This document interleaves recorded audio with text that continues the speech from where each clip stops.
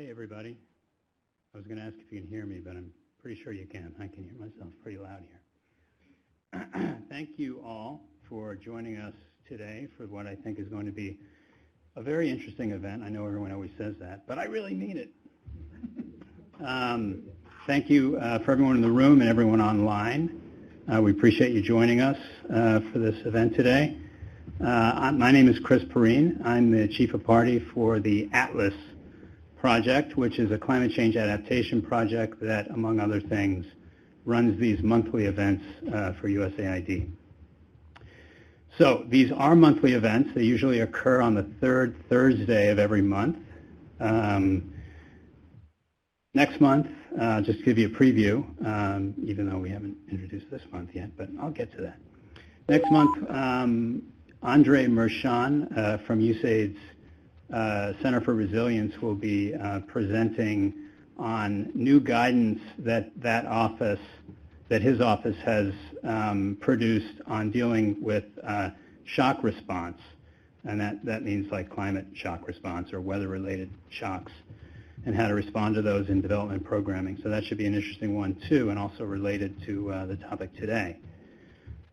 For those of you who don't already know, if you go to climatelinks.org, you can sign up to receive notifications about these events, about other events, about the release of documents that relate to USAID's work in the climate and resilience space.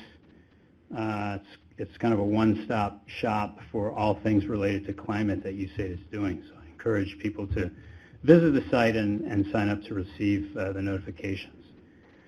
Okay, so today's event. Tackling the threat multiplier, addressing the role of climate change in conflict dynamics. Very interesting, complex topic that our friends from Mercy Corps are going to go over with us today. Our speakers are Eliot Levine and Maurice Amollo, both from Mercy Corps. Eliot is the director of Mercy Corps' Environment Technical Support Unit.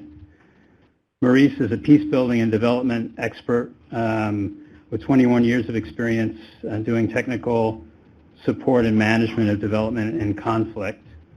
He's currently the chief of party of a Mercy Corps activity funded by USAID in Nigeria. Maurice also worked on a project called PEACE III in East Africa, which will be a case study discussed during their presentation today. So Eliot's going to first, go over Mercy Corps' work at the nexus of conflict and climate risk, and go over an approach that they've developed. And then Maurice is going to present the case study from PEACE III, which worked in the in conflict areas in Uganda, Kenya. Help me out. What are the other two? Ethiopia and Sudan. Right, South Sudan. Sudan or South Sudan? South Sudan. Okay. So, as I say, should be a very interesting program. And following the presentations, we will do a Q&A. So with that, unless I forgot anything, yes I did, I forgot something. People on the phone, please mute your mics so we don't have any background noise during the event. Okay, so with that, I'll turn it over to Eliot.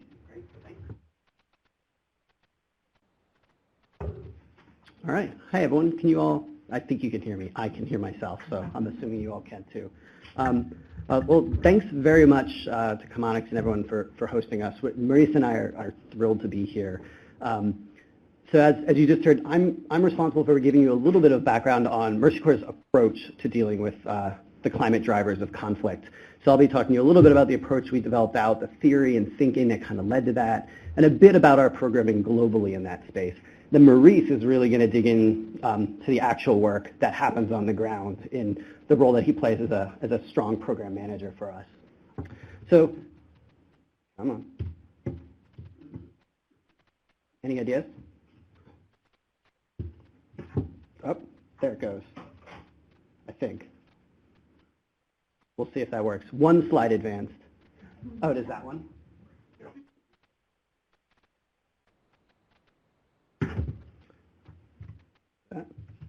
That one's really sensitive. Okay, so just a little bit of information on us. In case you don't know who Mercy Corps is, we're an international humanitarian and development organization. Our headquarters is based in Portland, Oregon. We're also based here in Washington, D.C. We have an office right on 19th Street, as well as a couple of offices in Europe and the UK. And you can see here our mission, as it says, is to alleviate suffering and poverty and oppression by helping people build secure, productive, and just communities. We work in a number of different places around the world, with a lot of that work concentrated in sort of East and Western and Central Africa, and then another strong sort of focus for us across Asia as well. But of course, we are sort of globally rolled out across the world.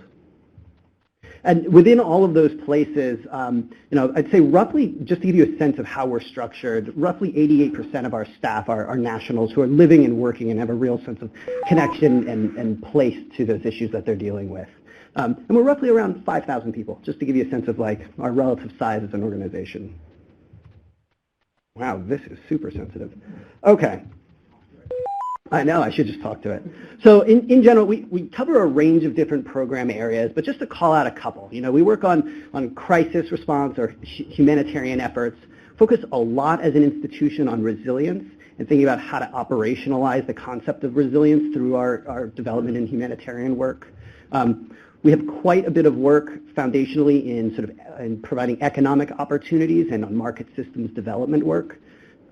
We also work quite a bit on youth and gender, governance, and then increasingly for us over the last couple of years, we focus significantly on technology collaborations, leveraging new tech for development in humanitarian spaces. But if I think about our work and sort of what frames the work that Mercy Corps does overall, it's that we work in incredibly fragile contexts.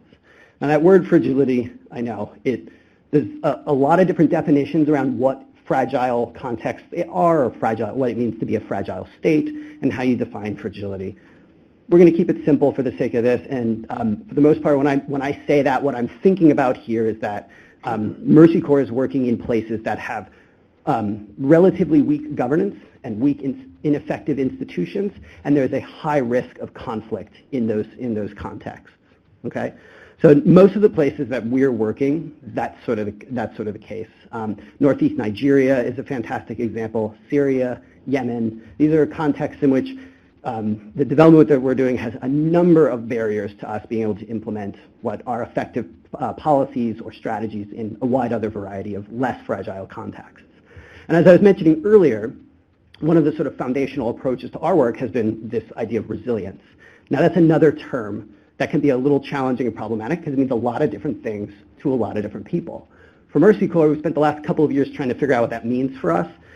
Instead of giving you the institutional definition and all the jargon, I'm just going to say that what it means for us is at the heart of all the work that we're doing, no matter what sector or type of strategy, we're looking at how we integrate risks into how we design our strategies.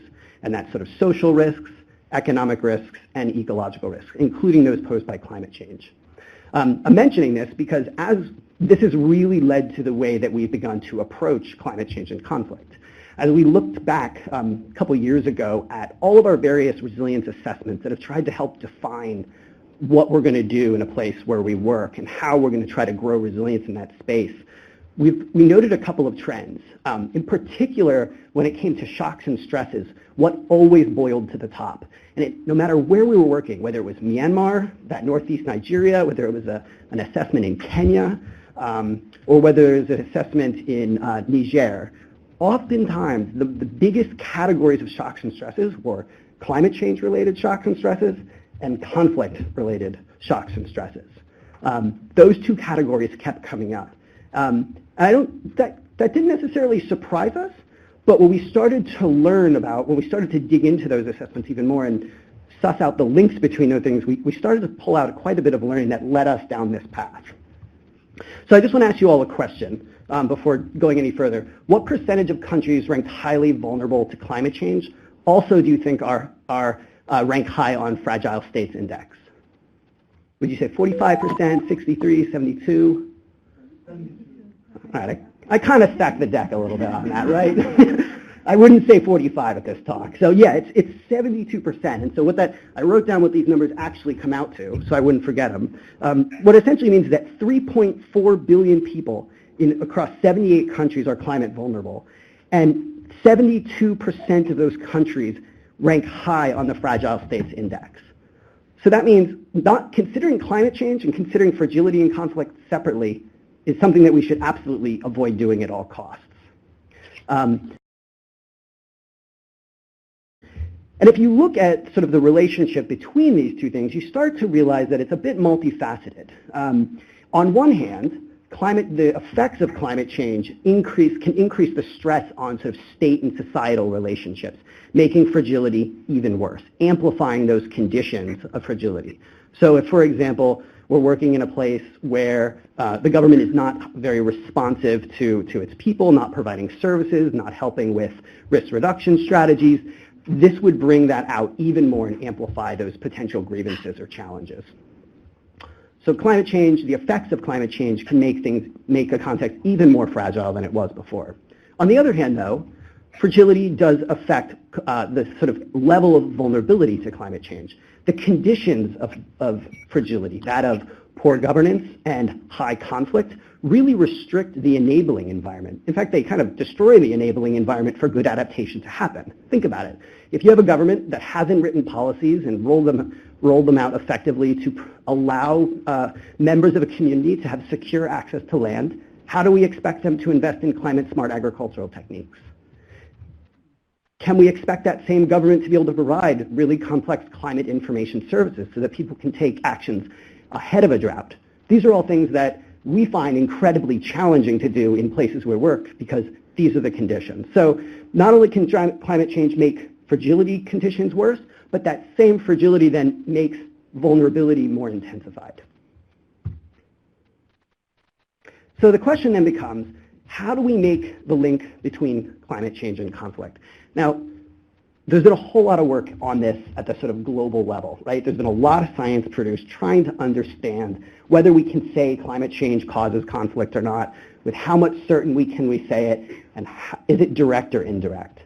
We're coming at this from the point of view of that there is absolutely enough science that we should feel confident to say that climate change is a driver of conflict. It is only one factor in driver of conflict. So as we start thinking about how to make the link between climate change and conflict, we should start by recognizing that climate change is one driver, including things like environmental degradation and population growth.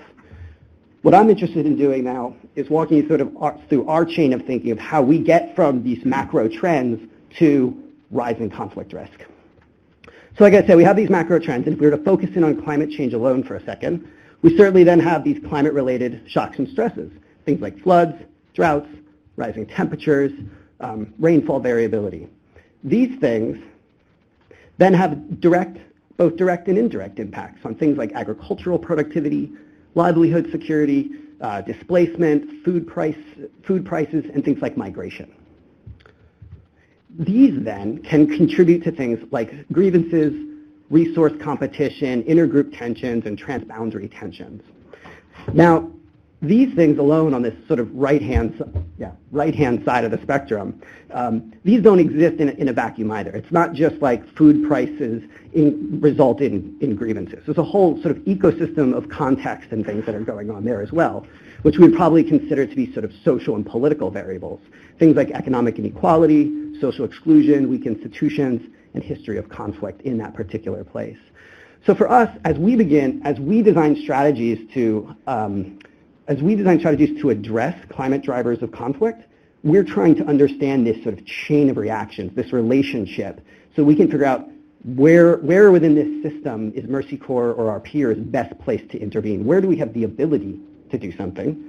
Certainly we can't necessarily stop rising temperatures in our work alone, but we can have work on some of the indirect impacts and reducing those, or the contributing factors there at the end of the chain. So I mentioned before, the question becomes now, what are the various pathways that you can take through this chain, right? This is pretty complicated. There's a lot of words on this screen, and there could be arrows drawn in any myriad of ways to connect climate change down to transboundary tensions, intergroup tensions, grievances, whatever. But there are, thanks to a lot of work that's been done, a number of established pathways that have been identified. And Mercy Corps has seen these in our work and kind of grouped in our own way of thinking. There's also some really great papers that have been done. Probably many of you are familiar with the new Climate for Peace document that was produced a couple of years ago that presented, I don't remember if they called them pathways or whatever, but similar things like that. And I'm not going to go too deep into these at this point, but I wanted to at least lay a couple of these out to sort of ground that ugly graphic I showed you earlier in a little bit of more reality. So one of the pathways that I think is worth noting is sort of the relationship between extreme weather, disasters, and displacement. And certainly we know climate change is causing more extreme weather, which is leading to disasters and displacement of people around the world.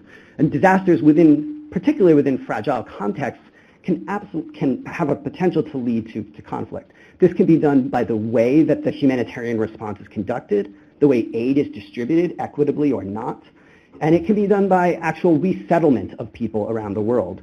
Now taking advantage of new resources that people didn't have to share before. So as well as impeding on sort of cultural traditions and other things. So on one side, you do have extreme weather, disasters, and displacement as one pathway that we've experienced and has been documented pretty well in the literature. The second is around natural resource-based livelihood insecurity. I think most people could admit that there's a long history around peace-building work around natural resource scarcity. And we all know that climate change is going to cause, and already started to cause, resource scarcity around the world. A lot of the work actually that Mercy Corps has been doing is within this space, is looking at resource scarcity and how communities are beginning to see a heightened sense of competition and in often cases conflict over those same resources. Oops. My goodness. I'll get used to it eventually, I promise. The third and second last one that I'm going to talk to you about is a little bit about food security. Some of the most vulnerable populations of the world are those that are agricultural producers. They're also those small-scale agricultural producers that are the most vulnerable of those are the ones that are also have the least ability to adapt, and they're the ones feeding the majority of our planet. The negative effects of rainfall variability, rising temperatures, has an absolute is one of the pathways that we've been increasingly focused on as an institution that we think we have the ability to work on. And some of our strategies that we'll talk about, both Maurice and I will illustrate some of that. And then finally, changing transboundary water flows. There are already existing agreements between many countries, within a country and between countries, that govern how water resources are shared. I think what many people are watching for is how water stresses are beginning to stress those agreements and those dispute mechanisms and how well they're holding up, how robust are they. So the question becomes then, how do we address those pathways? Before I jump in, I just want to say that I don't think that list of pathways is in any way exclusive. There are probably more, and there are other ways of sort of focusing or analyzing these. But in our work, that's the way we've begun to see that in some of our analyses, and it's some of the way we've seen it also in the literature. But as I was saying, how do you address this? And this is what we wanted the bulk of our talk today between Maurice and I to focus on. Because we've seen quite a lot of literature now focusing on climate change as a problem. It has the potential to cause conflict. And that's a lot of times where the conversation stops at big international conferences on climate change. It's sort of acknowledged, and then that's about it. So as an institution, we've been trying to figure out what are our strategies, what has worked for Mercy Corps in the places where we're working, and we've been trying more and more to reach out to other institutions to learn about what they're doing. So what I'm going to present just very briefly are what I would call sort of buckets of strategies, thematic areas that we have seen effective in our work, and then Maurice is going to actually talk to you about the real work on PEACE III in Karamoja as sort of a dive into this space. So the first approach that I think is worth noting is working on building the capacity of institutions to create an enabling environment both for peace and sustainability. And this really comes down to working with both informal and formal institutions, not just at a national level government scale or a county or world government, but also at that local level. One great example of this work is in a program that's a Dutch-funded program through their Ministry of Foreign Affairs there called FARM. It's a program that we're about midway through at Mercy Corps. And one of the strategies that we've been doing to build institutional capacity is working at sort of both scales. So at the national level, we're working with the government of DRC to look at land tenure policy and how we can effectively establish land tenure to help to provide a better enabling environment for climate adaptation and agricultural productivity increases. That's on one side.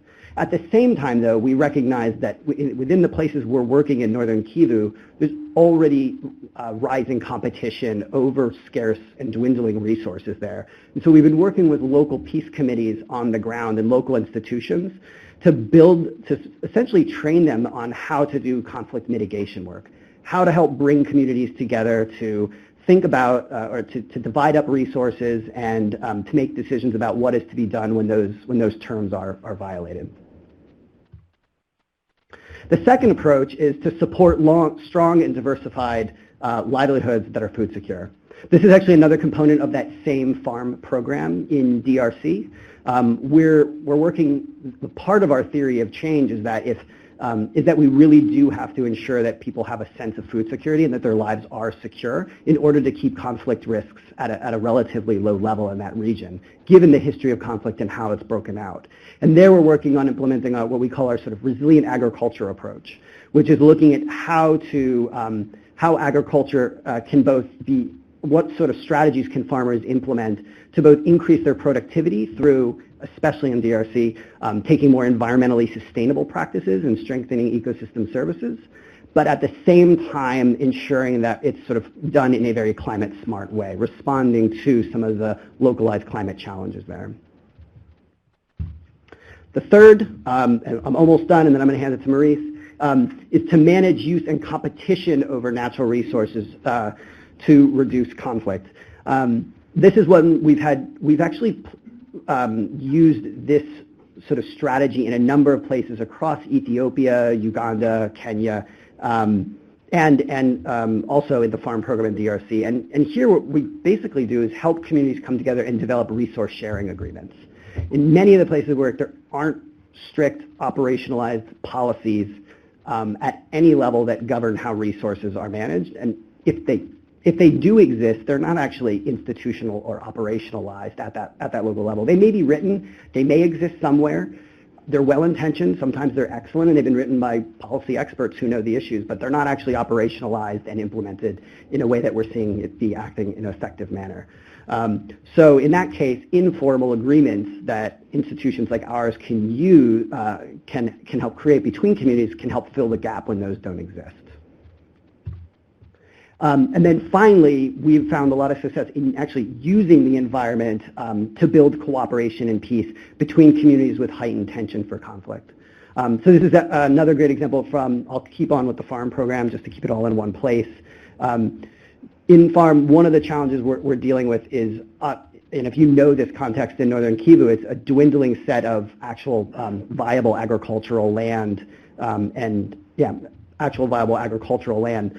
And one of the things that we've done is brought communities together around projects that can both increase productivity for them both, but also reduce risks to related environmental shocks such as landslides, flash floods, and other things. And we've structured those activities so it brings those community members together, building social cohesion. So they're forced to go from a state of competition over resources to actually collaborating on solutions that help them both out in some way.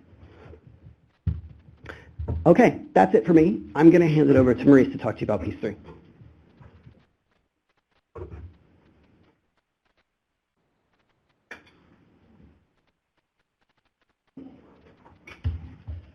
Thank you so much, Eliot.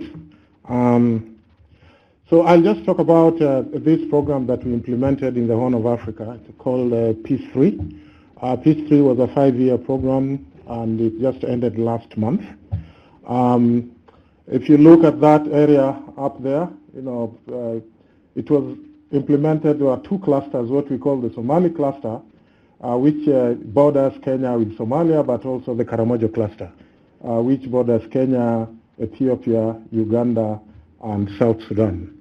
And the Karamojo is a group of people who speak the same language called Karamojong, but with various dialects, who live in this particular place.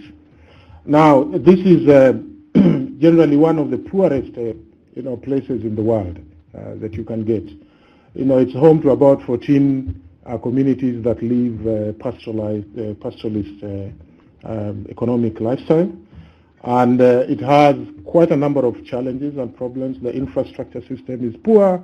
The place has been marginalized for years, and it's by all those governments in those areas. These communities, span, Kenya, Uganda, Ethiopia, and parts of South Sudan. And all those governments have actually done very little to bring those communities up to speed with the rest. So it's a really tough area. They are pastoralists, but with changing times, even their livestock routes have been shrinking, so affecting their livelihood. The literacy levels are pretty low in this particular place. And so it is prone to very violent conflict and limited economic development. And the Karamojo region has actually, because of these conflicts and a lot of changes in the climate area, has actually affected the movement of people there in a great deal. Now, if you're a pastoralist, it means that you have to move your animals from one place to another in search of grass and water. If that movement is hampered either because of conflict or because of some national boundaries that have come into place or other factors, it really hits you badly. Now, climate change has the interestingly unintended consequence of being something good and bad, in these kind of settings. And more importantly is that the communities, and if you look at that from a conflict lens, is that the communities that are in conflict are sometimes forced to come together because there is a bigger enemy, that is affecting both of them. And I'll just talk about that shortly. When we talk about climate change, what are we seeing in the Karamojo region? So one is definitely there is an increase in the average temperatures. I think a study done, between 1975 and 2009 has seen a 1.3% increase in temperatures. And then there has been also increase in average number of days with extreme heat in this particular area. There is a decrease in rainfall, frequent droughts is experienced in these particular places.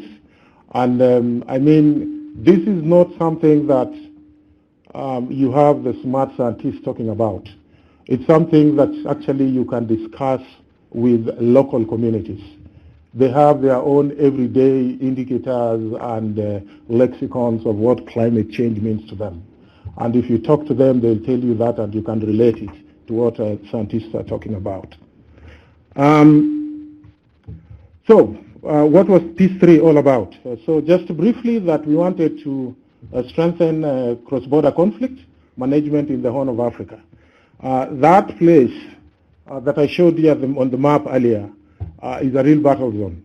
And it's been there persistent for years, partly because of lack of interest by governments or very limited government in those particular areas. So we have, I think, as Eliot mentioned earlier, about some of these challenges that create these fragile environments. Governance is a big issue in this particular region. So the objectives are to strengthen local cross-border conflict management and, of course, to improve the responsiveness of the different structures within the region to some of these conflicts that are still happening in this place. Of course, our approach was to try and strengthen what we looked at. We considered the horizontal linkages, and of course link those to the vertical structures, so that there is collaboration between communities at the grassroots level with the policymakers, in the cities or wherever they are based. So this was our model in PEACE III. And the idea was, look at everybody who is involved in whatever is taking place in this particular area. So you can do a lot with local communities, but then sometimes the decisions of governments that are far away can have serious impacts on the results that you're hoping to achieve. So the idea was that if we can strengthen the network among communities, from different ethnic groups, but also make sure that we are strengthening the government infrastructure, but also the regional bodies like the SIWERU, that is the early warning, early response mechanism for the different nations, and finally at the IGAD level, that is Horn of Africa regional body, with another early warning, early response mechanism. If we can be able to coordinate all those bodies to respond to some of the challenges that are happening in the Karamojo region, we could get a better result. So that was the model that the program followed. Now, what exactly did we do to resolve conflicts and help people adapt to climate change? Now, one of the things that we realized as a program was that experiences of climate change is a unique risk that demand cooperation. Now, interestingly, for you to resolve conflicts, you demand cooperation.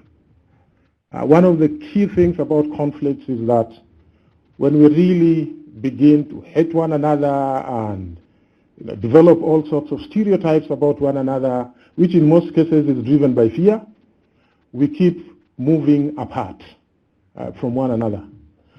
And until people come together and begin to talk about their differences, and then they begin to know how much similar they are, how many people they share in common, it's extremely difficult actually to resolve that conflict. Interestingly, climate change actually operates the same way. You require that cooperation, you require that coming together, and you require to begin to see things from at least a common lens.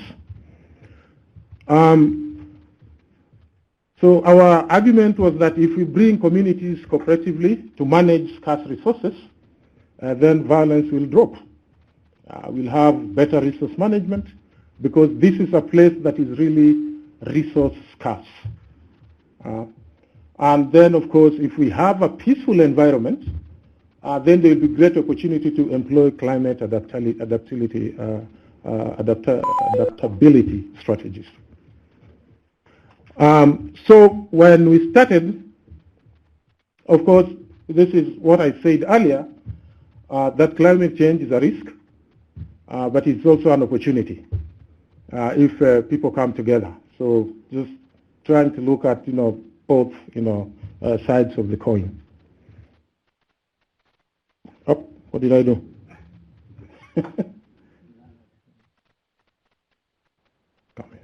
No idea. Yeah.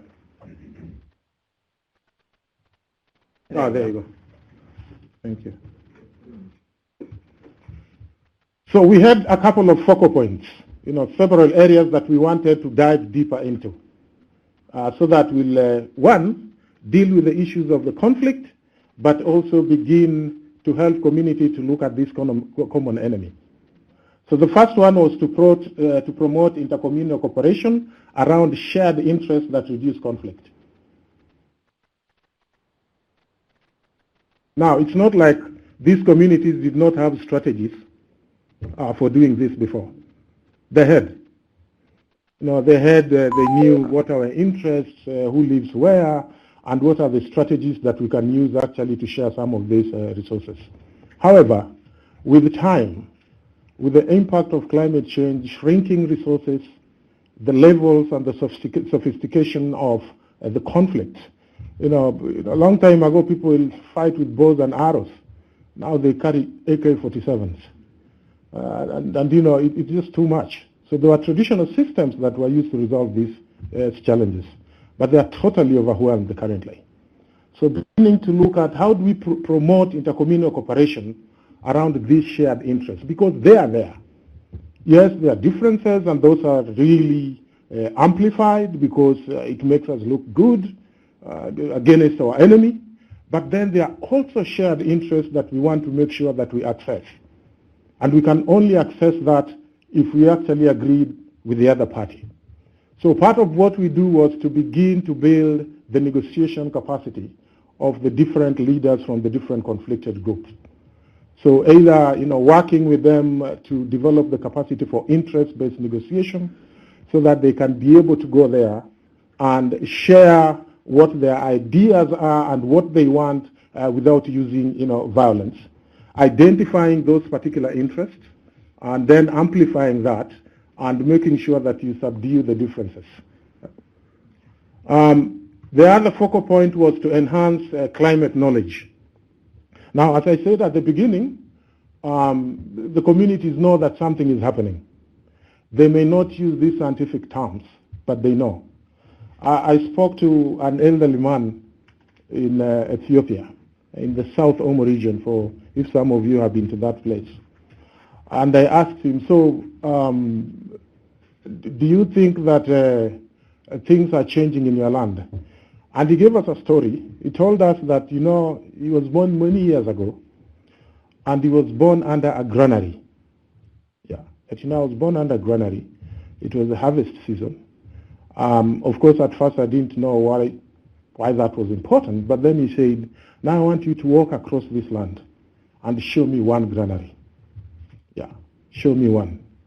Yeah, and for him, that means something had changed. They couldn't grow crops anymore. It was not, and it was happening in his lifetime. Yeah. So we want to build that climate knowledge, building off the knowledge that already exists in these communities. And then trying to see how we can then tie that with the scientific and technology that exists so that they can have maximum benefit from what is going on to enable appropriate response. So we had trainings, workshops for leaders and different groups, women, youth, to be able to have that knowledge, to be able to say, okay, this is happening around me, and 1, 2, 3 can be done to mitigate the situation. The other focal point was resource sharing agreements. So after the negotiations that I talked about, and of course, one of the biggest challenges is water and pasture in these particular places. And, the strategy is very simple. Let the strongest man get his way. And the interesting thing about violence is that nobody wins. And they know that. Yeah, today you hit me, I go and take a rest, I come back after 1 year, and I hit back, and then it's a vicious circle from one generation to another. And so, and it's always about resources. So being able to tell, generate that knowledge among the community that this violence is contributing to the shrinking of these resources. That perhaps if we had a system of sharing it, the impact will be less, would be really interesting. And one of the interesting things in the Karamoja region is that because of the violence, there were areas that had a lot of grass and even water, but there were no-go zones. Yeah, no-go zones. And so you'll find a lot of pastoralists are concentrated in certain places and overusing it, causing environmental degradation and all sorts of, things, animals getting thinner and thinner and dying, yet there is grass somewhere that they can't access. Because you go there, I'm waiting for you. But I'm also very nervous. I can't go there either because I'll be hit. Yeah. So being able actually to come up with those agreements, first of all, organizing community dialogues, bringing different, either first you start with intra-community dialogues where they talk about it themselves, talk about their fears, what do you think, is it the right time to go and meet with these people? Do we even meet with them? Remember, there are generations of stereotypes about the other side. And then after that, when it is the right moment, bringing them together. And they talk about it and, you've stopped us from getting water. We need that water. And I will not die, and I know that there is water there. I'll come for it. Yeah. But yeah, there is a way in which you can come for it without using violence, if we agree on a system, so that, all of us are getting it. And of course, Once these agreements were arrived at, we made sure that the governments were there and the regional bodies were also involved. So there was the C1 system under the IGAD mechanism that was there. The governments of Kenya and Ethiopia participated in some of them. The government of Kenya and Uganda, on the Uganda side, in making sure that these agreements are signed and that whatever is agreed on are enforced. So the enforcement mechanisms had both traditional strategies but also government. The traditional strategies, some of them were like, okay, you come, you steal one cow from us, your community will pay for. Yeah. And they will make sure that they get you. The government was like, we get you, you go to jail. So, a couple of strategies coming together, they sign off on it, and everybody follows that strategy. You cannot stop, for example, the Nyangatom from the other side of the border from coming into Turkana land, and you cannot stop the Turkana from going into South Sudan, for example, because you are at Toposa. So, those kind of agreements. Now, just that example there that in Lake Turkana, these agreements between Kenyans and Ethiopians actually saw some pastoralists drop off from pastoralism and join fishing as a source of income because the lake area became safer, and they thought, why should I still be running around with cows if it's becoming more and more difficult to get grass? Maybe I should start a different type of livelihood. And so a number of them actually started, got into fishing as a source of livelihood. Our focal point 3 was, and a very important one, is support to government structures that promote sustainable natural resource use. Again, as Eliot talked earlier about governance, if governance is not fixed in some of these places, governance plays a big role in conflicts and in these climate-related challenges. Yeah, if it's not fixed, some of the efforts that you put in place are short-lived. So making sure that we identify the strategic government institutions or departments and working with them to be able to see this issue for what it is. See that link between conflicts and climate change. Begin to see conflicts from a different lens beyond security, and begin to see other opportunities for resolving these conflicts beyond, send the police there, the military to deal with it. Yeah, an approach that has not worked after so many years. So, and they came from different, we had the police, we trained the military guys, we trained civil servants, they came together from relevant ministries. And then they supported the communities to begin to work with some of the ideals we had put across. So, yeah, that's very, very quickly that, and Eliot will talk about the second point, but that one thing that we learned that is really, really important for us when it comes to some of these conflicts that are worsened by the effects of climate change is that, those challenges defy national boundaries. Yeah, they defy national boundaries completely. You can work so much on the Kenyan side or the Ugandan side or the whatever side, but if the problem persists from the South Sudan side or Ethiopian side, people will move and come this side. Yeah, and things will still happen. So making sure that you're involving all the governments involved is really, really important. Working with the local government, but also, with the state or national, whatever levels they have, and more importantly, even the regional bodies, if you can be able to bring them in. To be honest, some of them don't even know that these things exist. Yeah, they think it's so far away from them. Yeah, so bringing them in and them beginning to appreciate that, yes, we do have a problem here, we need to deal with it, really, really helps in sustaining some of these efforts. Yeah. Thank you. And then I guess just to chime in on one last thing on this second bit here is the need to develop local climate and conflict analyses to identify targeted interventions. As I mentioned earlier, I just still find a lot of the discussions and analysis are at the sort of global level, global trends around does climate change cause conflict or not, and there's still quite a bit of analysis around that space. We see much less, though, of analytical tools being developed and analysis being presented that really that contributes to strategy development at a local level. We often, we were talking earlier about, we always say context matters. In this case, context really, really does matter, though. There's really little use, if we're talking about designing effective strategies, of continuing to focus on global or regional climate risk hotspots for conflict. We really should be focusing down, moving from that conversation down to a much more local level if we're going to actually think about how to design strategies that can sort of sequence and layer together in the way that we need to develop these strategies more effectively.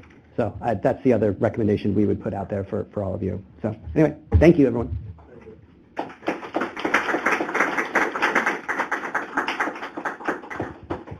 Okay, great. Yes, I want to, just thank our presenters again, Eliot and Maurice, for providing a very specific contextual case study to highlight some of the complexities around this topic. So for now, we will open it up to questions and discussions, and I know Eliot and Maurice both would love to hear from folks on their experience, but also direct questions about anything presented. And I do want to note, I noticed a couple of people taking pictures of slides. The presentation and the recorded webinar will be available online on Climate Links following this meeting, so you will have a chance to relive this great discussion again. So with that, I'll open it up to questions, and bear with me in this space and online as we kind of juggle questions. Okay. Great. Hi, thank you both so much for this amazing presentation. My name is Lydia Cardona and I work at Conservation International. I manage our environmental peace building program, so it's really incredible to hear about Mercy Corps' work integrating the environment as a tool for creating peace in communities. And I'm curious kind of on the more global level of Mercy Corps' work. So, one of the challenges that I find at CI is that so often when you're working in an area that's, you're very targeted and your interventions were focused on, a certain natural resource management conservation objective, it's hard to create integrated solutions that are taking into account these broader factors, right? And so I'm curious if you have been able to address that within Mercy Corps. Are you able to, implement some of these solutions around conflict sensitivity or integrating these peace-building approaches within some of your broader environmental natural resource management work? Okay, I'll start and then I'll start and then yeah, that does work. Okay, I'll start and then I'll see if Maurice has anything to add to that. Yeah, integration's always hard, right? We find though that we get two types of program, not to overgeneralize, we get two general types of programs at Mercy Corps. Some that are very sector specific. They have a sort of a climate change specific outcome or a conflict specific outcome, or it's framed as food security. But there's also quite a bit of opportunity for us to develop sort of multi-sector, multi-outcome approaches.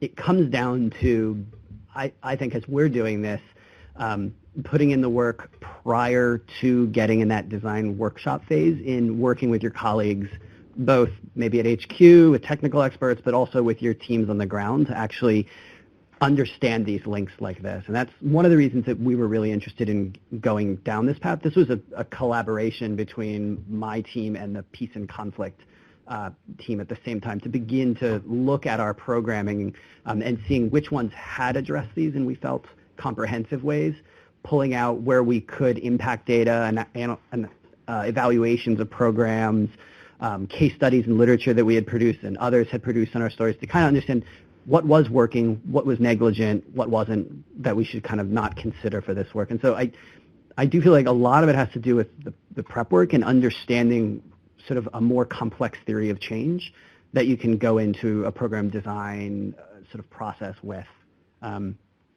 Yeah, I don't know if that answers your question completely, but okay, cool.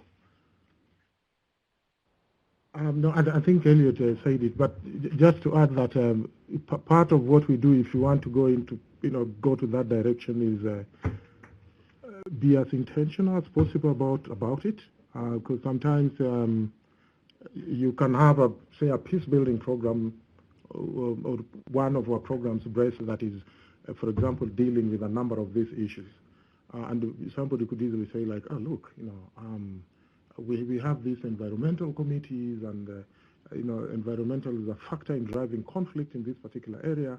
So there are peace-building components in this particular thing, but yeah, it was not intended.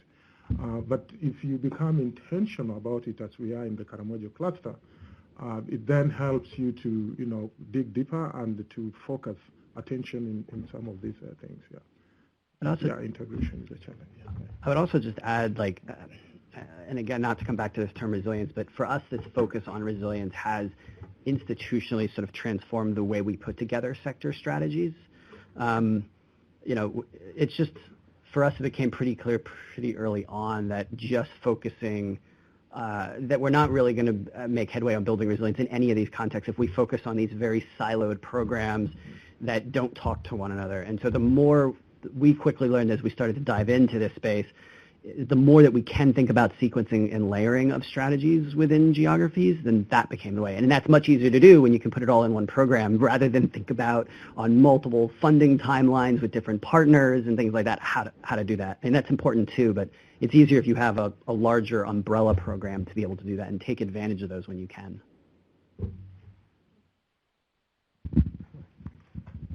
Thank you. John Magistro, consultant. Can you speak a little bit to demographic pressures? Are there any in this particular region?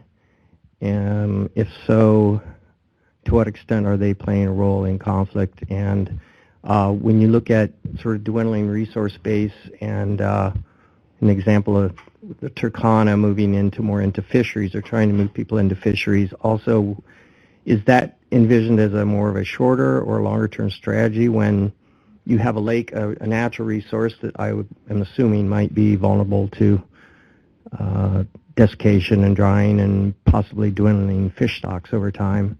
If that were the case, are you testing and working with livelihoods that are non-agricultural based livelihoods to try to move people out of a climate dependent or nature dependent livelihood activities? Okay, so maybe in the Turkana, in the demographics, do they play a role? Definitely. As was discussed earlier by Eliot, there are multiple factors that contribute to conflicts and even sustain it. And I think our thinking is that, of course, climate change, can aggravate that, climate change effects. So demographics, definitely. It begins to put stress on resources. There is no doubt about that. But if that is happening and concurrently, there are other factors that are also impacting, those resources. So you have, that imbalance happening. And then, of course, they struggle to access those limited resources. Again, as an elderly man told me that when you're standing in a queue or a line, you say in the U.S., in America, when you're standing in a line and you're waiting to get something very important, and there are so many people, and you know that when you reach there, you'll get it. People will be very dignified. They'll be very organized, and yeah. But when you're standing in that same line, and for some strange reason, you don't think that by the time you reach there, you'll not get that important packet of rice. You change. Yeah. You change completely. And then that struggle begins. And you forget, to be a gentleman or whatever, you want to get that packet of rice. So, some of these things, they take away your dignity.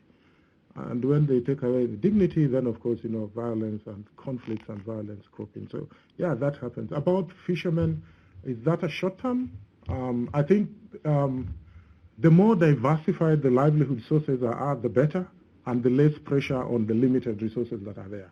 If you have everybody focusing on pastoralism and, grass and whatever, it becomes more stressful. But if you can have them, trying other things, we have others that they started small businesses. So as many possibilities are possible. Mexico does a lot of, market assessments in the places that we work to look at, what are the available opportunities for, communities that are working in those, living in these particular areas to begin to, get into gainful employment and to move away from focusing on specific areas of income. So is it short-term? Does it put stress on Lake Turkana? Yes, definitely. I wouldn't, but still, it means that there are more opportunities to take care of the many people that are there. To maybe add to what Maurice just said, I do think in terms of the demographic pressures, one of the other things we need to consider is youth in this equation. And in many of the places that Maurice and I work, I mean, there's a sort of normal story that begins to evolve as you begin to talk to people and begin to see the trends, which is that youth aren't interested in pastoralist and agricultural jobs. So there's not, and in those cases, there's really not many options. There's stay there and cost challenges and potential arising risk of maybe even small-scale conflicts and violence. And then there's migrating to cities, many of which can have challenges providing services to the people that are already there, and there are, while they think there are going to be job opportunities there really aren't as many job opportunities. So I do think there is an element here of how work focusing on youth employment could be a factor in this as well. It's something Mercy Corps works on, but we haven't done a good job of connecting that work that we do around youth employment to reduced conflict risks. It's a good question. Great, thank you. We're going to take an online question, and then we'll come back up to the room. So this question is from Michael Brown. He notes that conflict over resource scarcity was reported by both anthropologists and historians from the colonial period onward. Is there data that shows that conflict has intensified over time, and is there any attribution to climate change? Can you read that just one more time for me? Sure. Do you mind? Is there any data that shows that conflict has intensified over time, and is there any attribution to climate change? The attribution question is a really interesting one, and it's one that I think is interesting, and then I get very upset that we're still stuck in that debate. So as I said in the beginning, I think there's enough data out there and enough studies to show that climate change is a contributor to conflict. Are we ever going to be able to say climate change is the direct and only cause of this conflict and definitively say that? I don't think so, and I don't really know what that gets us as a community of people trying to address these problems. No other problem we're trying to address has a simple, finger-pointed solution that we can go tackle. I don't know why we have to say that about climate change as well. There's an extra level of scrutiny we put on it because climate change is the topic of conversation. So I do think there is enough out there through various studies to show that climate change has caused conflict, and a lot of it is through resource degradation. There's good work that Joshua Busby just produced not that long ago that I think is great, that shows some of that, and a number of different studies out there. I don't have them at my fingertips now. All right, before we move to another question, I have to make a comment on that. I can't resist. Hello? Okay.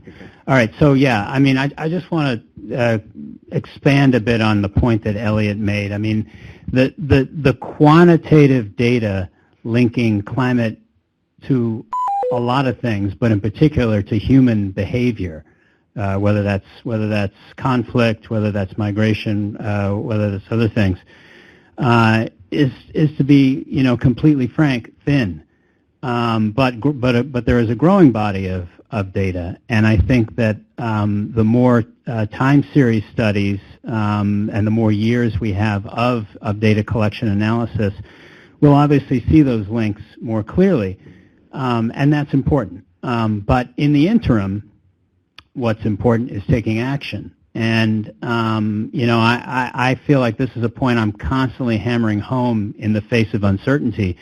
We all know from development work that you never have perfect information. You've got to make decisions. You've got to take action. In this case, I think that, that is particularly the case. And, we know enough to know that there is a connection, as Eliot and Maurice have mentioned here. There is a connection between climate and conflict. It differs in different contexts. The relative strength of the climate signal versus other signals, social, economic, political, is going to vary and is debatable. But we know that there is a connection. So using climate information as part of decision making for programming is really important. I'll leave it there. Good point. Thank you. Neil Boyer, Peace Corps. I mean, one of the questions I want to follow up on was on the question of youth. And I want to look at also the issue of culture. From my experience of working with, being around pastoral communities in West Africa, particularly Burkina, usually when there's a drought, the recommendations from the state is to reduce herd size, to reduce overgrazing. And that presumes that there's markets to take off cattle, etc. And then as soon as you have a decent rain, people start restocking. We also know that in many pastoral societies, youth need cattle to pay lobola in order to get married, in order to be perceived as men in their communities. So when you talk about people transitioning from, being a pastoralist to a fisher person, what does that mean in terms of the role of masculinity as a young man?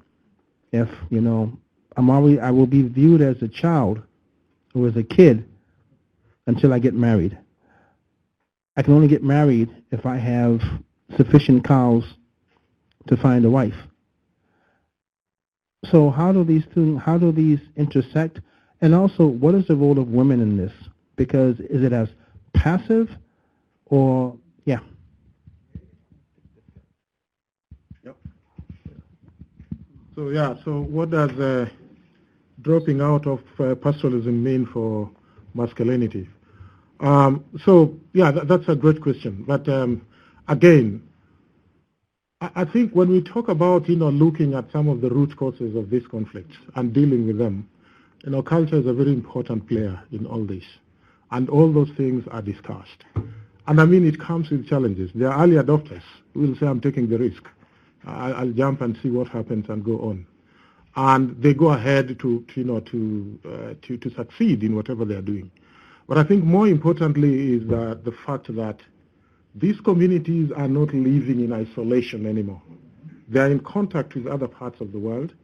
They're in contact, there are urban and peri-urban centers emerging in some of these areas which are influencing, the lifestyles of, these people.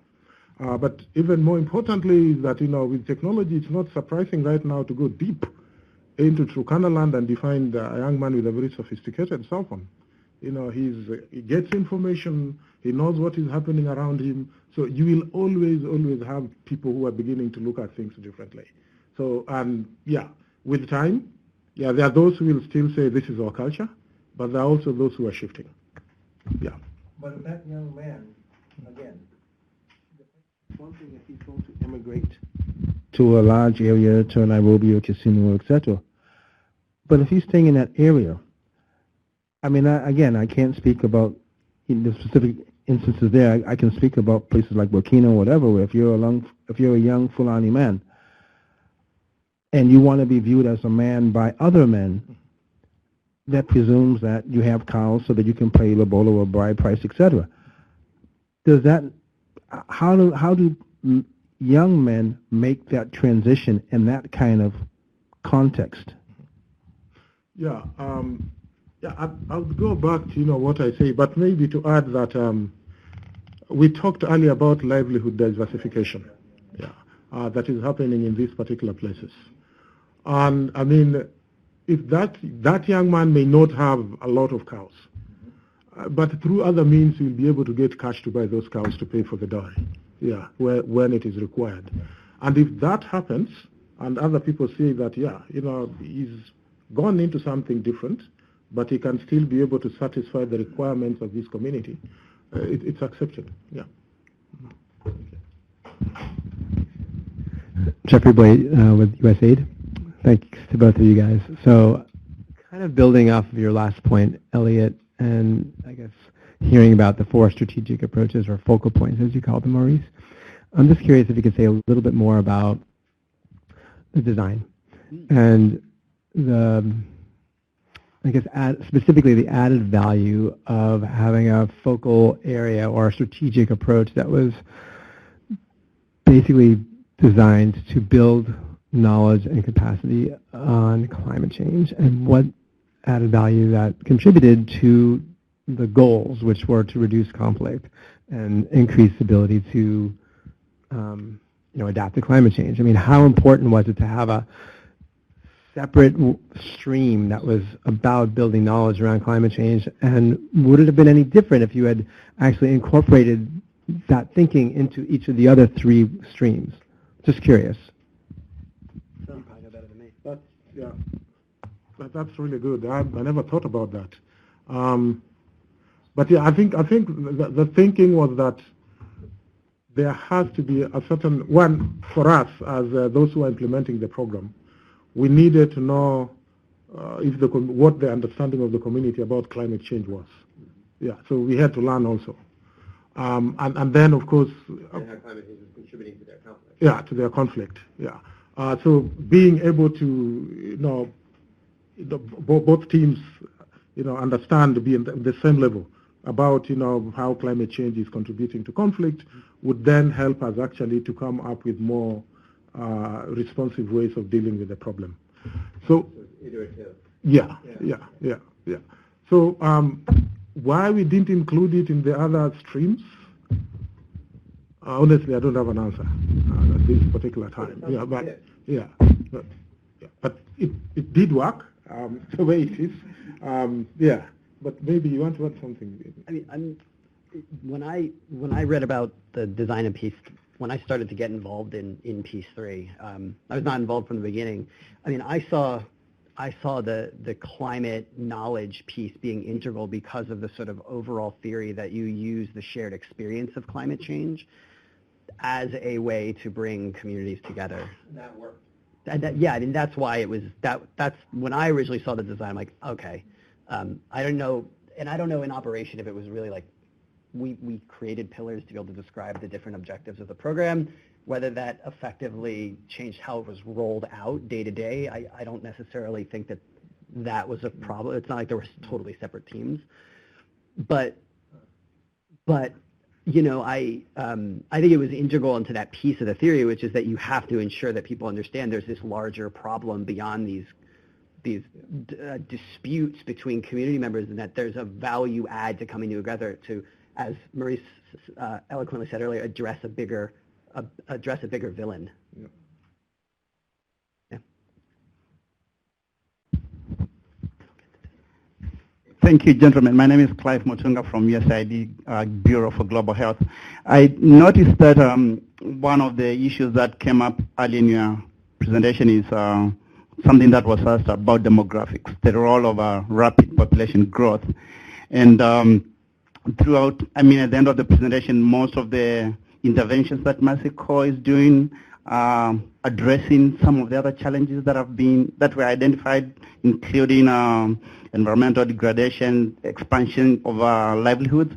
And I was wondering whether there's any thinking on interventions that are addressing rapid population growth, especially health interventions that would be contributing to a multi-sectoral response for building resilience. I think that's a pretty tricky topic. Strategies to address population. It's not something that I think that we have as an agency really delved into in that respect. We do work around sort of sexual and reproductive health at points, but not particularly linked to reducing population growth or anything. We don't have particular strategies or frameworks around that, unless I'm mistaken, Maurice. No, but I mean, I had the same question. I was wondering, like, does that come up at all in the conversations about resource scarcity, environmental degradation? I mean, it must come up. Yeah, so what do you do? I mean, it does come up. Like, maybe there are more people today than what there used to be. But if you look at, we talk about population, and like it is really a big issue. But if you look at the challenges that are actually leading to some of these issues, then you realize that it doesn't matter if you are 10 people and you didn't have a strategy to share those resources. Yeah, those things will still happen. And you could be 1 million people and you have a very good strategy for sharing the limited resources you have, how you take care of them to make sure that they are not overused, and you still succeed. So, yeah. I think Maurice's comment is going exactly where mine was. I mean, yes, population increases causes increased pressure on natural resources, but maybe the root cause isn't necessarily the fact that there are more people in these areas. It's that there's actually no policies or planning in place to manage how resources are being used. I mean, if you drop down in northern Kivu in DRC, you look around, and what you see is farms everywhere. You don't see an ounce of forest left. And then when you start to dig into the scale of food insecurity in the regions, I forget what percentage it is, but it's in the 70s, and you're like, there is food everywhere. There is agriculture everywhere. How can there be this scale of food insecurity in a place like this? You really start to question it, and you then dig into, it's the fact that resources are managed horribly. There's been massive deforestation. The soil quality has been stripped of all nutrients. There's no pollinators. And that the ability to produce agricultural products has been degraded significantly. And so I think while population rise is a problem that might be contributing, there are other ways of addressing the challenges that we're seeing that don't even necessarily require reductions in population or something like that. Thanks. So my questions and comments keep changing as the conversation moves. I'm Judy Oglethorpe from World Wildlife Fund, and I will come back on the population one. It's a subject that's very dear to my heart. Population in Africa is continuing to grow. It's the one continent in the world where this phenomenon is still happening, and it's going to take a long time to stabilize. Also, access to services in areas like the ones you're working in, the ones that we work in as environmentalists, are very low, compared to, say, cities and places where there is more dense population. We can make a difference by integrating this work with our other work. I mean, we've partnered in several places with health organizations to help to bring in services. And it's not, it's on a rights-based approach, so it's helping women to be healthier and to be more empowered by being able to have the number of children they want when they want, which also helps natural resource management. And by running these two things together, there are a lot of synergies, both logistical and technical. So I really encourage you to think about doing this. I mean, I know, I hear what you're saying in terms of these concepts might have happened anyway, but just thinking to the future for Africa, it's really, really important to help any way we can to tackle these problems, from the point of view of women, as well as future pressure on resources. I did want to come back to the point that you made on climate change, bringing people together. And we certainly found the same thing in Nepal. And so this sort of comes back to the question that I had in terms of scales of bringing people together. In Nepal, which is a very vertical country topographically, we found that we often find solutions for a community, isolated community within a water catchment. We had to go upstream to look at what was happening upstream and bring upstream, downstream stakeholders together to work together to find solutions to climate-exacerbated problems. So from our point of view, we were working on the scale of environmental issues, so a catchment, where water was coming from, degradation in the catchment, flooding and landslides and things downstream.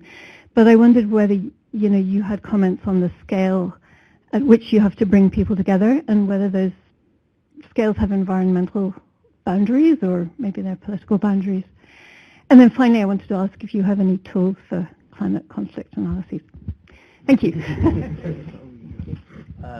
Okay. Thanks, Maurice. So if I understand your question, you had one question about sort of the scale that we're working with on sort of these environmental issues. Yeah. So I think that's actually one of the, one of the questions we get asked a lot about this is what is different about climate change if there's always been natural resource scarcity.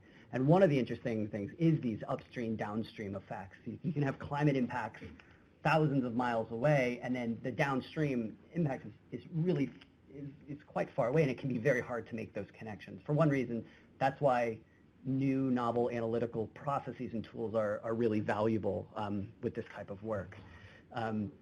We do have experiences working at sort of watershed scale when doing this. To date, I'm trying to think of some good strategies that we've done around the sort of climate and conflict stuff in particular. In Ethiopia, we were doing work in a program called PRIME that was really focused on sort of rangeland management. And while there isn't a degree of conflict in Ethiopia that we were seeing as, as we'd say in like in DRC or in Karamoja, certainly there's conflict amongst pastoralists, increasing conflicts amongst pastoralists and agricultural producers over land, and particularly during the dry season. And so one of the things we did there was to work sort of at the landscape scale, reestablishing the rangeland management committees to be able to begin to manage that and develop areas that were set aside for the drier times of the year and other strategies to ensure they had grazing land available when it was much more scarce. The other thing we worked on through that program was actually getting land tenure for those individuals to be able to secure some sort of landscape approaches to ecosystem restoration and be able to manage them actually much more efficiently, reduce that competition, and overall. So we have focused on that as well. And I do believe that it's absolutely critical that we focus on those scales. I think it's often hard for institutions to focus at that scale, and it's hard for a number of reasons, including funding and geographic boundaries of where you're working, and climate change exacerbates that even more than we've had. But when we've been looking at issues of like urban flooding and things like that with climate change, that becomes absolutely essential to work at the watershed scale. So when we did programs in like Indonesia that's looking at flooding in second cities, our approach there was to do basically a ecosystem services assessment of the watershed and look at how has the degradation of environmental landscapes and the sort of rise of gray infrastructure resulted in increased flooding along with those climate trends. So, and then tools. We are in the midst of developing that thinking, and one of our goals over the next year is actually to pilot some assessment processes like this. We're sort of in the research and development phase of that, given past assessments that we've done around resilience, as well as assessments that we've done in PEACE III and other programs. But there's a whole host of, there's some other institutions that I think have developed some really interesting tools. Adelphi, and their work in Lake Chad is fascinating, and their stuff has been coming out for a little while now, but I think some of the more final documents have been put out, and I think that's a real light point for us that we're looking at. So there are some other institutions that have tried to do this as well, and we're just looking what's right for us sort of institutionally now. Mm-hmm. Great, thank you. The population topic has spurred some additional comments as well, so I'm going to read one out from a participant online. Joan Mayer, who I believe is from USAID, wanted to note that there used to be a population sector assistance program, and these are one of the things that we need to think about, which is kind of this more broad kind of community of reminders amongst people working in this area. So specifically that it's not just about meeting the unmet express need for family planning, it's about demonstrating, as the former RAPID models did, the impact of population growth on all sectors and how we need to have institutional memory within our community to think about these things that took place in the past and how we can use those resources. Again, we cannot shy away from these issues, and we are much smarter about how to be culturally sensitive to these issues now, and we need to work with local advocates and start where people are, but let's address the population dynamics earnestly. And a lot of this has to do with gender inequality. She reminds us power issues, nice to deal with the environment, climate change mitigation, but we need to also look at some of the deeper issues. So a comment there. Thank you, Joan. So a gentleman who had a question had just left, but did you have Thank you, gentlemen, and thank you, really, Mercy Corps, because you guys have been real leaders in this. Jeff DeBelco, the Wilson Center, and Ohio University. So you have obviously learned and innovated and put the under similar umbrellas and projects and programs. My question is, have the people and the institutions supporting your work learned those lessons and translated that into either more funding mechanisms or larger funding or more flexible funding mechanisms that allow you to put what historically have been seen as very distinct topic areas with very different toolboxes, very different expertise behind them? Are you finding more receptivity in those who you are looking to support your field-based work? In particular, are you asking that about climate and conflict? In particular, like our experiences from that, are we seeing more opportunity to integrate that into our work? Or? Yeah, late 90s, early 2000s, the first question is what the hell do these things have to do with one another? A great unwillingness to move outside the silos. Yeah. That's not what my money's for. I'm going to be helping somebody else. You're going to diffuse my message. Yeah. Those aren't my deliverables. Those aren't my objectives. Is that kind of bureaucratic response changed so that you have a growing set of foundations, bilaterals, multilaterals that would be there to support the kind of work that you're doing? My personal impression of this is that it's variable across donors and across regions. I think we still see very siloed programs that are to address a very specific need. This is a climate change program, it's a climate smart ag program, and don't try to link it to conflict. That's not really its purpose. Even within, the farm program that we had restrictions, and that had climate and conflict elements to it, and there were restrictions really on what the donor was the outcomes that they were looking for us to focus on. So we had limitations on where we could go. But I do think there has been, because of some of the work that has been done around sort of resilience at large, that shows the need for really multi-sectoral approaches, and the focus on looking at multi-shocks across social, ecological, and economic systems, that has really made the point that doing these siloed programs really isn't going to have the change on the larger scale that we need. And so, I think the sort of programming that's specifically the food security programming, as that's taken a larger focus on resilience, we've been able to have a lot more flexibility in pulling together different types of strategies that work on that. So, a good example is the USAID follow-on to PRIME in Ethiopia, PARA. That has peacebuilding elements to it, livelihood productivity elements to it, and then it has conflict and climate and DRR elements to it. So there is a nice opportunity, even with how that's worded, there's enough flexibility for us in there to really integrate these approaches. That's when it gets challenging of like saying, okay, we want to integrate, now how do we do it? What makes sense? And then, you can write that as nicely as you can. How do you implement it? And that's where it's been really fun and kind of challenging to dig in. And there's been lots of lessons learned from us and from others on how to do that. It's a great question. Thanks, Jeff. Yeah, I just wanted to briefly understand the tensions now when you are handling the people, the blame game, on the part of your staff as well. What mechanisms were you putting in place to ensure that they're safe? But also biasness, I should think that they're maybe within the same area and they would say, you're on this side. How did you manage that? Did you have a certain tool that you'd show that, no, this is the one that we're using and we're on the same page? Just briefly to understand those dynamics in the discussion. Yeah, thank you. So I think maybe if I start with our staff, our team members, I think Massacre as an organization has a very strong organizational culture. And I think that is where we start, when we get new members of the team to begin to understand this is what the organization is, this is what we stand for, and this is how we relate among ourselves, but also with our beneficiaries or participants, and depending on what we're dealing with. Even more importantly is that I think, as we normally say, once you have a program, my work is to implement. So we normally say, that design that you're given in the paper is like a script, a play script. Then you have to audition it. It is the people that you audition that will bring that script to life. If you have wrong auditions, it doesn't matter what a great play it is on paper. It will turn out really badly. But you can have a bad play and a good audition, and you have a great show. So the type of people that you recruit to work must understand the mission and the vision that you're trying to achieve.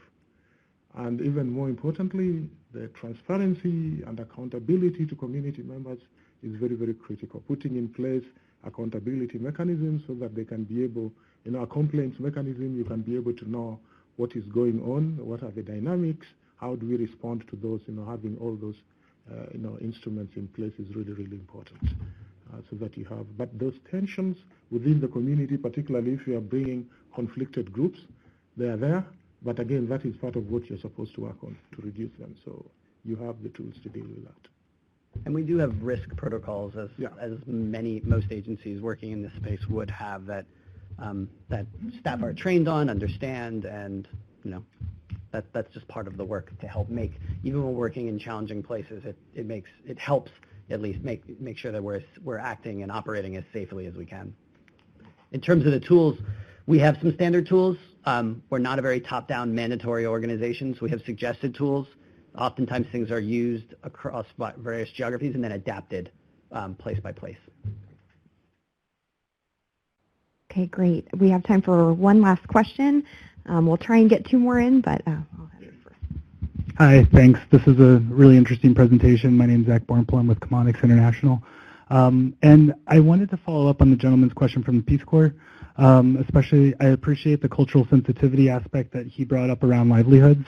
And I was just curious what, I guess, adoption strategies or approaches that Mercy Corps takes to alternative livelihoods, because it does seem to be a pretty sensitive topic when you're talking about livelihoods. It's, how people function. So I guess a second question would be, I guess, other examples that you have, because I thought the Lake Turkana example is really good about fisheries. And I was just wondering, what are other food secure livelihoods that you promote? I know it's probably context specific, but just curious if you could follow up on that. Thanks. Maurice will have more examples than I will, but one that might get one just quick comment, an example that might get to both of those is like, and it's going to kind of negate the first point a little bit, but I think we talk about livelihood diversity, and yes, that happens at an individual level, but it also can happen at a household level. And so in some of the work that we've done in places like Ethiopia, for example, it was diversifying household income and diversifying household livelihood strategies. So while men may still be the primary ones involved in pastoralist activities, one thing we helped women do was we helped set up a market for dairy goods in the region, working to invest in dairy producers, and then training women on how to keep small-scale livestock that were milk producing, and then allow them to take that milk to milk collection facility sites, and then that milk was turned into a variety of different products that made it to the market. And that was a nice example of where sort of market systems development approaches noted a gap in dairy goods and a demand for it where it wasn't being met. And you can use that to move women in that case into a space where they're actually engaged in a new livelihood that was bringing an income to the household, but also in that way empowering them to have additional access to money in the household. And in that case, it was a more climate smart livelihood because those smaller scale livestock options were sort of more in need of a diversity of plants that actually lived a little bit better in drought-prone times. Anything? What else did you? Yeah, I mean, maybe to just give another one in West Pokot and parts of Turkana. What we did also, of course, always testing the waters and going to, pushing the envelope, was to try and see if we could put assets in the hand of girls.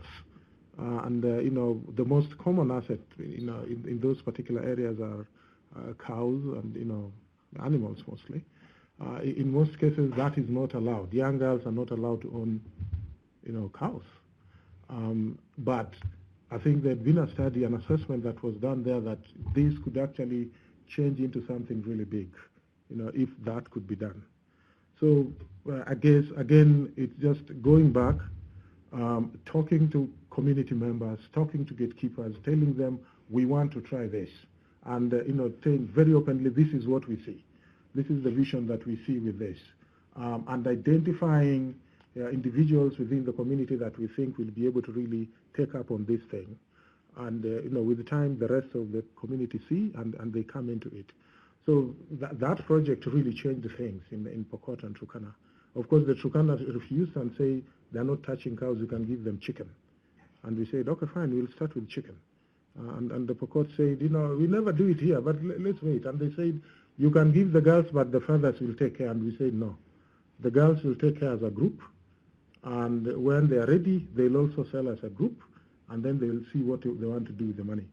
And, I mean, it really works. So I think it's all about really explaining what you want to do and where you're going with this, remaining culturally sensitive, as you said, so that, you work with those who want and where it is accepted, and then try as much as possible to show results that this can work.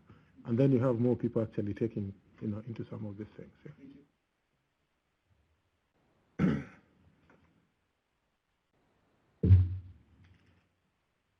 Yeah, it's good.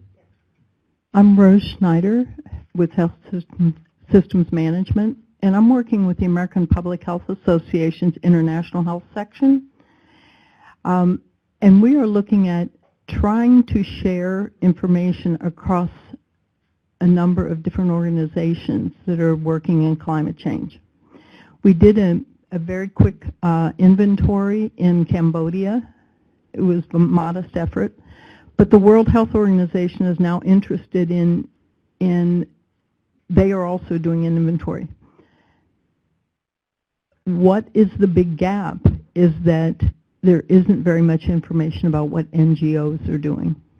And so they were very interested. In your opinion, how much effort would it take to share information across NGOs in your area that you're working in? In general, I think I don't know about the level of effort. I mean, I think from my experience, there's already a ton of NGOs sort of sharing platforms out there. Some of them are sector specific, so I imagine there's a lot. I would imagine I'm not a health person. I can speak to the climate change one. There's almost too many options on climate change to share. I could probably list 10 just sitting here right now. The challenge becomes that the resources are spread too thin across too many different places to be able to do that. But I don't know on the health sphere. How many did you collaborate with in the geographic area? Because we were trying to do it country specific. Are you aware of, for example, in Kenya, were there Kenya specific sort of NGO resource sharing mechanisms, platforms? I mean, there are different platforms and different work groups that exist. Depending, on different sectors. And depending on, what you want to share, you can either use those platforms or, for it to reach as many people as possible that you want. Yeah. But of course, having a strategy on how to. Yeah, we didn't know if it was donor, in other words, if we gathered the donors together, is that where most of the information would be? Or is there a network of NGOs in Kenya that get together regularly for climate change interchange? I know that there is a resilience and something group that also discusses climate change. That is, it's actually led by USAID in Kenya, and it brings a lot of NGOs working in that space together. Yeah, and you should do it, Judy. You probably know a couple that I was going to mention. I was just going to say that in some countries, UNDP fulfills this role. Sometimes it's USAID, but very often, I think in most countries, there is something at a national level that brings organizations working in climate adaptation together. But if you want to talk about some of the international ones, or you're more interested at country level? Okay.